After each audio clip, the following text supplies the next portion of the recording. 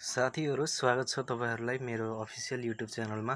आज करिब 8:30 बजेतिर एसईई को 2076 सालको रिजल्ट पब्लिस भइसकेको छ, सार्वजनिक भइसकेको छ र यसलाई हामी नेटबाट सजिलै हेर्न सक्छौं। अब कतिपयलाई कसरी हेर्ने के गर्ने हुन्छ हैन, म तपाईहरुलाई सिकाउन गइरहेको छु। सजिलो फर्स्ट स्टेप एउटा छ, अरु पनि थुप्रै साइट छ। अहिले चाहिँ एउटा साइटबाट खोलिया छ, सो म एउटा साइट बाट खोल्न गइरहेको छु जुन चाहिँ एनसेलबाट छ। SEE डट टाइप गर्ने .ncel.exata.com गरेर सर्च गर्ने र यो वेबसाइट खोल्छ र तपाईहरुको सिमल नम्बर हाल्न सक्नुहुनेछ।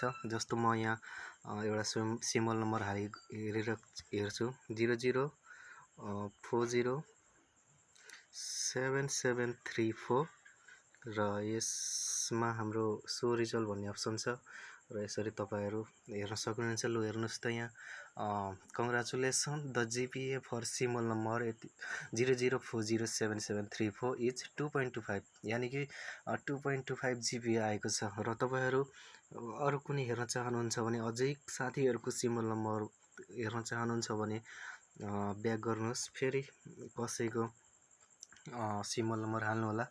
यसरी नै म अझै एउटा तपाईहरुलाई हेराउन गइरहेको छु। टाइप गर्नुहोस् 00, म यहाँ सिमल नम्बर हाल्दै छु 0040115 र यो म सो रिजल्टमा गए,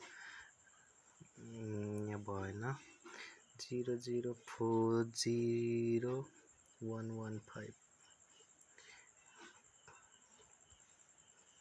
अहिले मानेन किन होला हैन। 00 र यसरी नै तपाईहरु रिजल्ट हेर्न सक्नुहुनेछ। सायद सिमल नम्बर नमिलेको होला, तपाईहरु यसरी रिजल्ट हेर्न सक्नुहुनेछ।